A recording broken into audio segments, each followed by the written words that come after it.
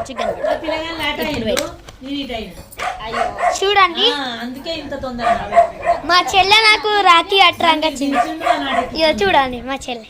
నన్ను ఇటు బస్ ఎక్కించినాక వాళ్ళు ఇంకో బస్ మా అత్తమ్మ ఊరు రాఖీ కట్టడానికి వచ్చింది. చూడండి ఇగో. కాదు డాడీ అండి మా ఆడబిడ్డ చూడండి 6:15కి వచ్చింది. ఇప్పుడు రాఖీ కడతాను వాళ్ళ తమ్ముళ్ళకి. వచ్చింది పాప ఎప్పుడు వచ్చింది. టవల్ ఈ నెల వేసుకుంటాడు.